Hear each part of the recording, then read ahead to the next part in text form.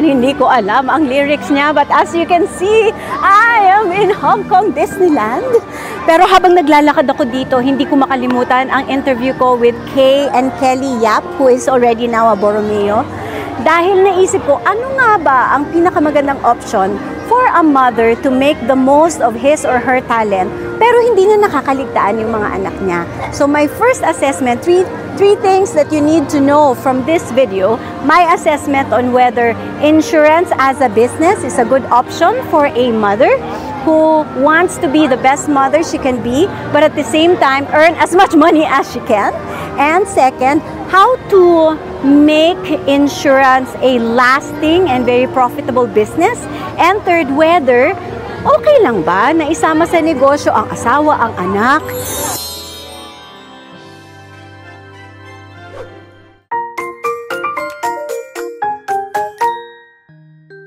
Si Kay Yap is a branch manager for PruLife UK based in Cebu. She worked for 16 years, my gosh, as branch manager in a huge universal bank. 2 years siyang niligawan ng isang insurance practitioner para lumipat siya ng industriya. Ayaw niya talaga kasi syempre sa bangko may driver siya, marami siyang pera, tapos yun lang, ang problema niya talaga doon, hindi niya maalagaan yung mga anak niya. So after that, 27 years na siya ngayon working with Pru. Tell me about how 27 years with Pru looks like. I joined Pru in 1997 from a 16-year banking stint as a branch manager. Actually, it took my recruiter, our district manager, Henry Cochran, 2 years to convince me to join the industry because I'm not a believer of life insurance. Ang tagal ng ligawan, Miss Kay, 2 taon bago ang matamis na oo. Kasi I don't believe in life insurance at that time. And I don't see myself to be one of the insurance agents. How did he convince you, Miss Kay? He kept on visiting my office then. I thought he was going to sell me a policy. I did not know he was recruiting me. So every time he came from a trip, he always bring pasalubong, a keychain with my name, a ball pen with from London, from Las Vegas. So I was just wondering that this guy, he keeps on traveling, and yet it seems that he earns so much and he has his own time. Well, I was in the bank working very hard and I don't have that time freedom. So, as a mom, I suppose that's very important to you, diba? Yeah, and my children were young then. That I also need to go to their school activities, and sometimes I cannot go because a bank client will suddenly visit me, asking for loan, asking for whatever. So I cannot leave the bank and attend my children's activities in school. So it was then that I realized that if I am with the insurance industry, I'm going to manage my own time. And I have, as a young mother, I will have time for my children. See these mothers and their children? That's such a precious relationship. When I was a young mother, I resigned so many times from full-time jobs to be with my kids every day as they were growing up. But I had to find work that allowed me to do both. Be a mom, but contribute to the family income, as well as develop my own skills. That's very important. So when you got in, Miss Kay, did you immediately gain the success that you have now? Was it parang graph na paakyat ng paakyat, or was it also difficult for you? In the bank, I have my own driver, I have my own secretary. But when I joined the industry, I have to drive on my own and I do not know the way. And I have to make my own proposals and I'm not techie. I do not have any secretary. So parang doon ako nahirapan. But talking to people, it's already part of me because I was already trained for that. Only then that I realized it was for me. Why? At what point did you realize that it was for you? How did things turn around? When I saw my income, that my income was only my 1 year withholding tax while working in the bank. Wow! Yes. Because my recruiter told me you just work as if you're working in the bank. Monday to Friday, morning 8:30 to 5:30. But sometimes in the bank, I have to stay until the vault is closed. So I just do what Henry told me. Work as if you're still working in the bank. Go out every day. So I was just very obedient, and then all the results were in. When you got to that point where you were happy with the income, syempre, parang that's additional incentive to work even harder, right? How did you get to the point where you had 400 agents under you and how many branch managers? 9 or 8? Unit managers. Unit managers pala. But can a mother who has kids to take care of build a lasting business in insurance? When I joined Pru, I have the notion that I should treat this as a business, not as an employment. So if it is your business, you have to have sales. So what I did, I just did my part. I go out every day. I was told to sell and recruit. So if people will not listen to me, if I sell, they don't buy, I recruit them. And then show them the way. I walk the talk. So I was a very successful agent. During my time, I was busy selling because I also want to feel the market so that I can teach my agents. So I'm so happy that I was able to develop a lot of achievers in my team. I was able to, we have a lot of Cinderella stories in my team because of this business. So that alone can attract people to join my team. You're like the fairy godmother. Yes, because I also want them to achieve and acquire what I achieved in this business. So the business model is creating a team of achievers who will also have the same values as you, work ethic as you, and it's Same more culture. of, I don't know if I'm right, with Pru, it's more of not selling the product. It's more of selling Concept. the concept of what an insurance What is. And you know, insurance in the Philippines, the financial education levels talagang medyo mahina tayo dun, Miss Kay. Alam natin yan. Baka mamaya pag nagbebenta ka, ano yung insurance? Ano yung ginagawa niyan? Yan ba yung may interest? Which you can answer because dating nasa banking ka. But di ba, usually, people don't understand what it is. I really believe that people buy because of you.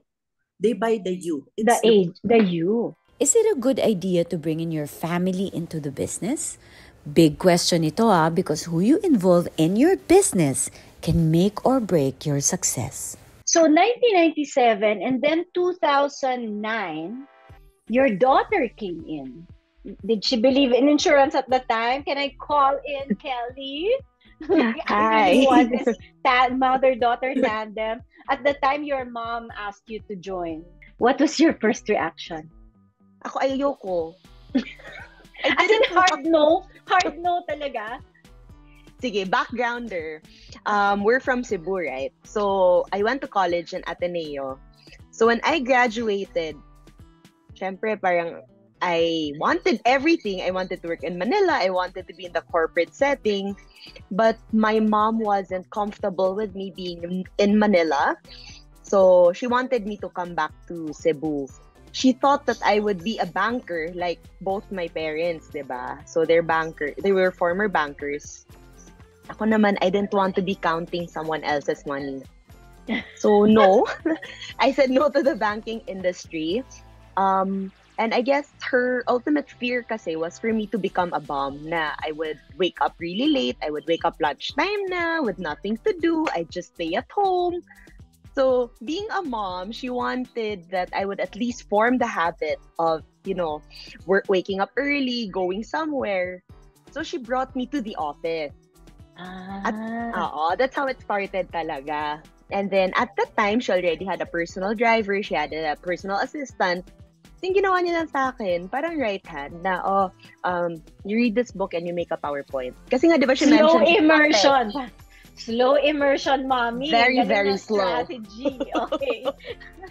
So hindi siya techie, so you were the one doing the Ako yung computer work. techie. Oh. Yes. So, mga reports, mga PowerPoint, mga Excel, ako yon at that time. So, hired, as in, she was paying me. Wow. And then, our district manager was the one who saw me at the office. And she asked my mom, okay, what's Kelly doing here? I was so proud pa siya na, I hired her to help out at the office.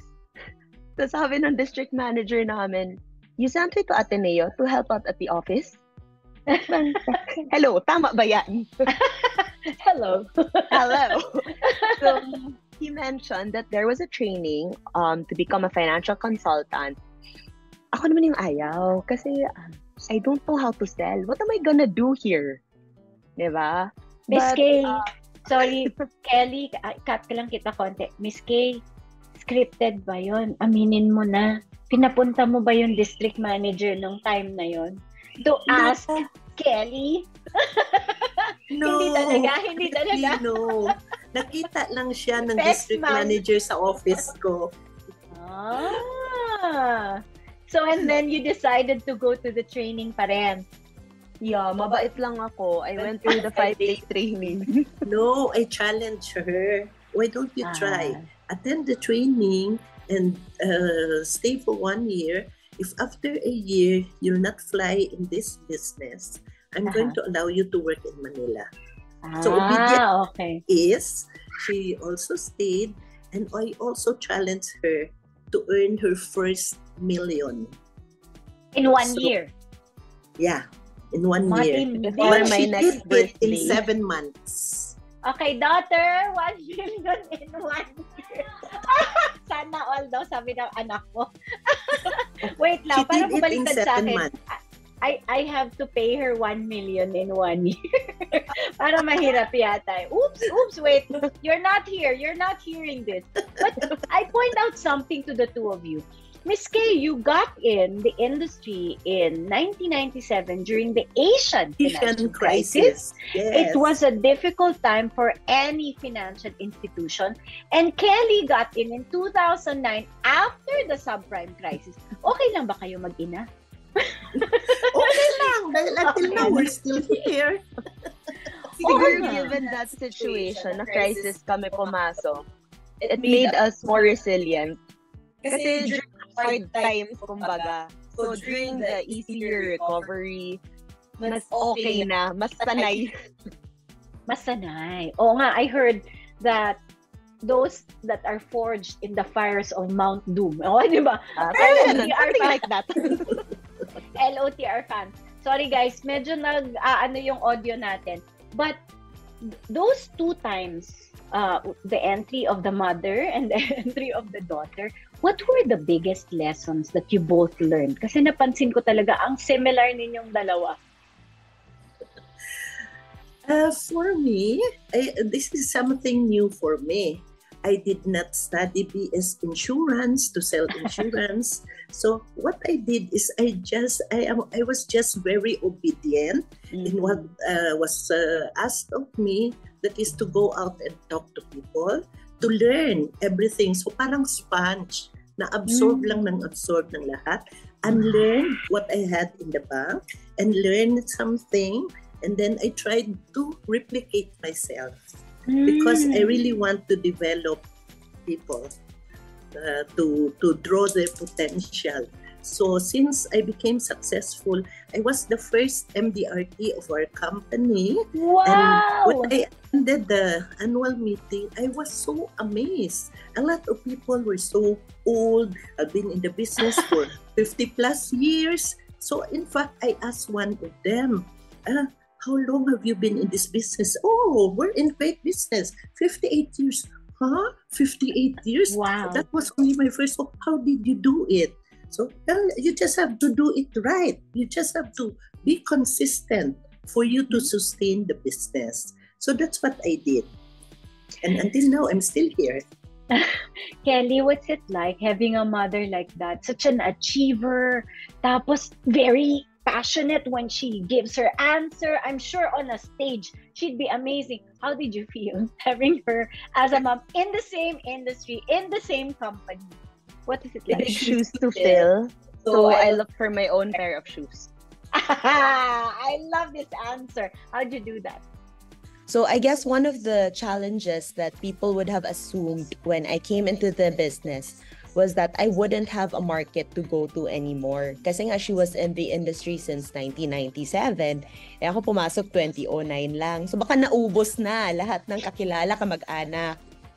Yeah. So one of the first things that I did was to reach out to my own friends. So I would have my own niche market as well.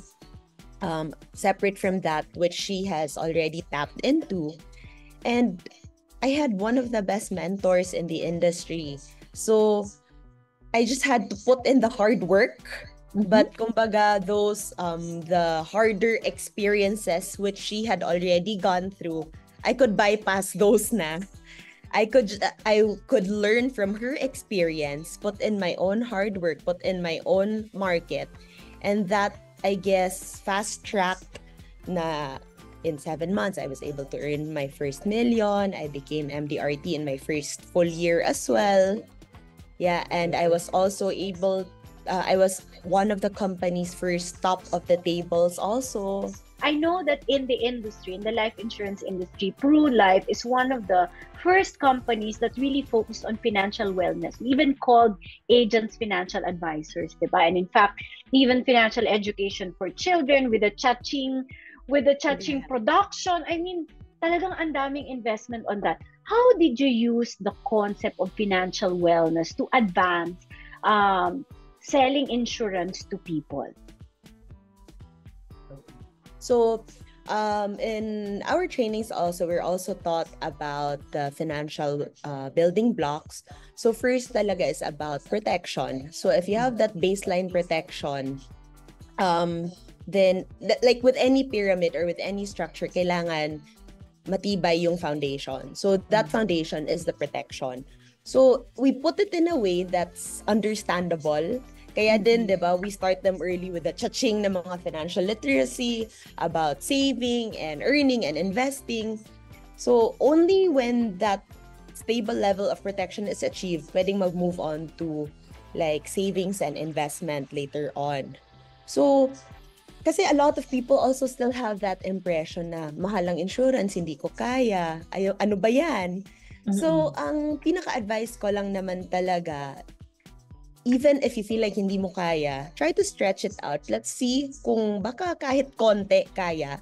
Because it's better to have even a little coverage kaysa wala talaga. That take that first step towards your financial wellness journey. Some might call it financial adulting. But it's better to have kahit kaunti kaysa wala talaga. So, and then when they realize that this is really useful to them, that's when you've opened the door na no? And then they'll be the one who call you, uy, kailangan ko pa. Parang ganon. Yeah. Si Miss K a is lot like, of times, actually mas madaming kwento niya dyan, but a lot of times, kasi nga, we do the business right and we handle our clients properly, they're happy, they're satisfied, na kumbaga when they're able to siguro increase or do an upgrade of their plans, they're the ones who reach out na talaga. Si Miss K, I can read, naturuan ko ng mabuti yung anak ko. Good answer, good answer. Tama ba? Sulit. Sulit na. Sige na, ikaw na nga magkwento din. Actually, yun na nga. I always tell my agents, not only my daughter, that they should treat this as their business. So our role as insurance agents is to educate people, because most of the people, they look at insurance as an expense. So the more we educate them, the more people we secure.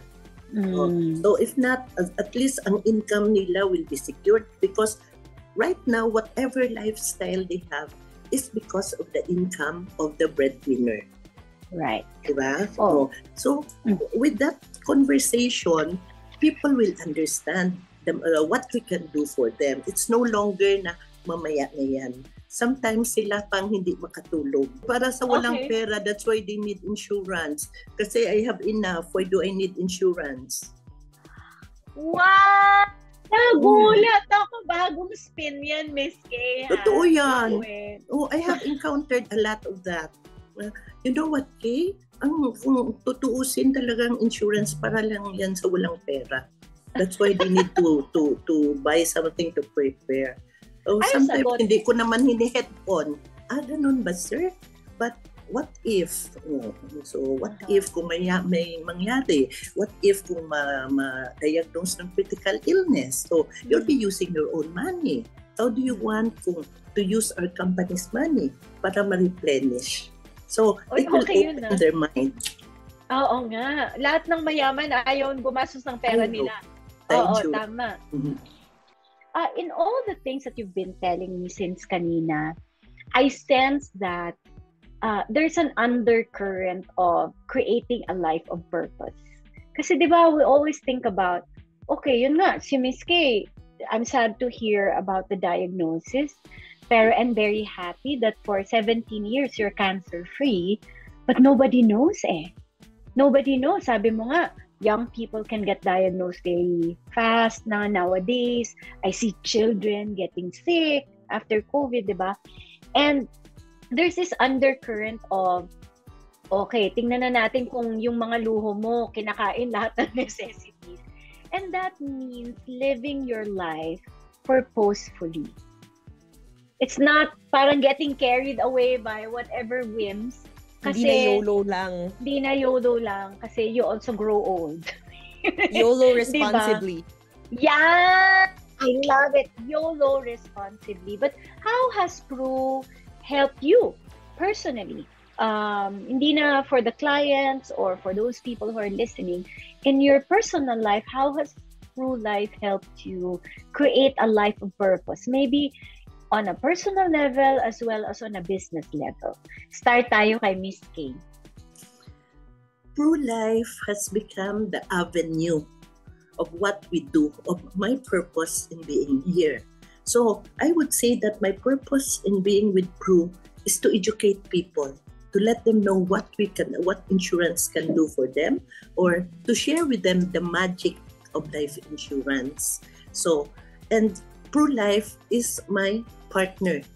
Pru is the avenue for my business so that we can educate our clients and eventually do business. So what I like in this business is I create money for my clients, and at the same time, I build up for my own. So it's a win-win situation. So I really look at this as a business and not as an employment, because we are not salaried here. Nung pinapakinggan ko si Miss Kay, parang gusto ko nang sumali. Pwede talaga, Miss Salve. Naku, bawal po sa amin sa media. Sayang. Ikaw, Miss Kelly, how does Pru help you? I mean, lalo na for us young people. Diba, parang gusto ko naman kasi ang hanash ng mga young people nowadays, I want to live my life beautifully. I want to travel. Nakakasira yung budgeting. Nakakasira yung mga sinasabi ni Miss Salve na bumili ka ng insurance mo kasi baka mategi ka bukas. Paano na lang yung mga maiiwan, di ba? I want to be able, pero ang gusto nila mangyari, I want to be able to live life beautifully, but not ruin my finance aspect in the process also. And I guess the purposeful life is how you answer that. But for you, what does living a purposeful life look like? So personal na to, may jowa na ba to, Miss Kay? Yes. Ay, take it na po siya, friend. Dalawang anak na ako. Ay, dalawang anak na pala. Mukha ka naman diba? Single mom. Shit. Immortal. Ayan, immortal. Mana tayo kay Miss Kay, immortal. But on a more serious note, Pru has also helped me to YOLO responsibly. Kasi nga, I started out, I was only 20 years old.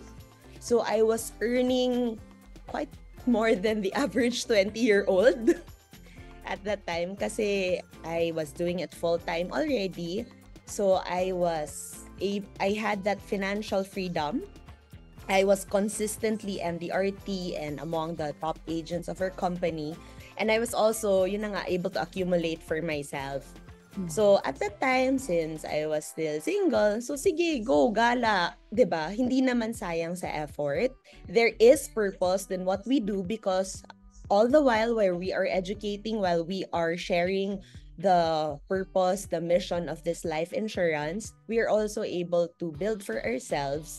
So, kaya talaga parang covered na siya in all aspects. Ang ganda.